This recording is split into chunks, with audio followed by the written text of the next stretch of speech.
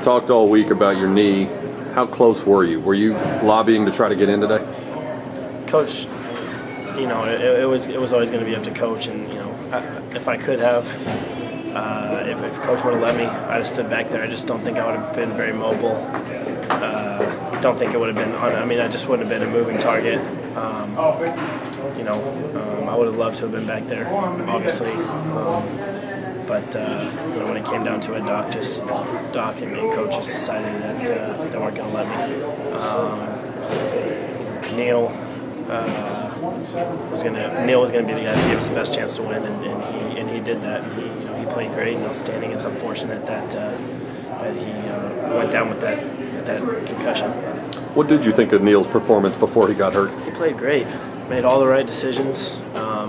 You can see he definitely grew in a week's time, which is obviously, that's what you expect. You can make the biggest improvement from your first game to your second game, and he definitely did that. He did a great job all afternoon long of making the right throw, getting us in the right play, putting the ball where it needs to be, and managing the game when necessary. So you can't say enough. He really did a great job putting us in position to win, and we were driving down there to take the lead whenever he got injured. You obviously know this offense as well as anybody. What were the biggest differences you saw in Neal between last week and this week, since you were on the sideline for both of them? Just his comfort level. Like I said, you're going to make the biggest improvement between your first week and your second week.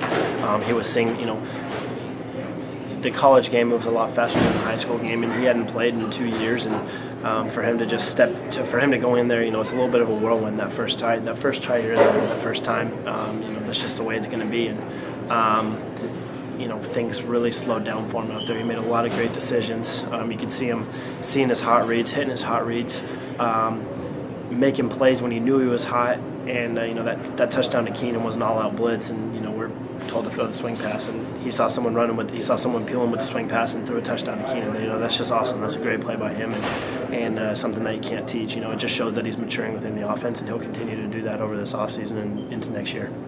As competitive as you are, can you put into words how frustrating it is to sit and watch as the team's future got decided the last couple of games without being able to get out there with them? It's tough. Like I said, I wish it would have been ready. I just, I wish, like heck, I could have, given it a shot today. And just when it came down to it, Coach Jones and Doc decided, and that it wasn't smart, and that like I said, that Neal would give us the best chance to win, and that not putting myself in harm's way like that was the best move for us.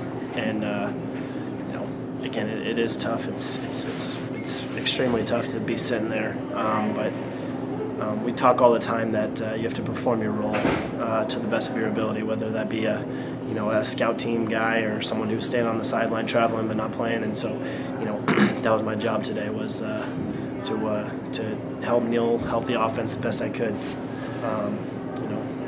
hold people's beanies and keep them warm when they're on the sideline. You finished this season with one of the best statistical years of any quarterback in SMU history.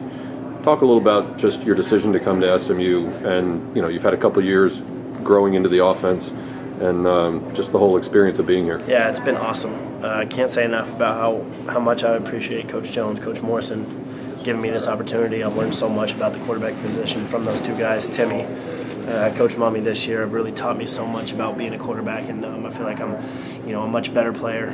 Really, not even the same player that I was when I first got here.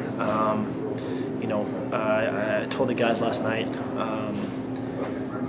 I really appreciated them giving me this chance. Quarterback's not necessarily a position where you just sort of step in and play and you just kind of fall by the wayside. You do your job quietly and nobody really notices. You could be a new player, nobody really notices you're there. When you're a quarterback, you step into a leadership role right away. And I can't thank all the guys on this team, especially the offensive guys, for letting me step into that leadership role and really accepting me into that position. So it's been a lot of fun. I've really enjoyed it. And, again, can't thank all those guys, Coach Jones, Coach Morrison, Timmy, everyone on the offense, all the receivers, Connor Preston for teaching me the offense last year when I first got here. All those guys have been awesome, and it's been a great experience for me. you and the coaches and your teammates have always talked about whether you win or lose a game, you got 24 hours and clear. Now this is your last game. How fast before you start turning around your focus to training for pro day and looking ahead to whatever may be waiting for you? Doing rehab tomorrow. And I think a loss in the last game of the season takes a little longer to swallow. I think Coach Mel will.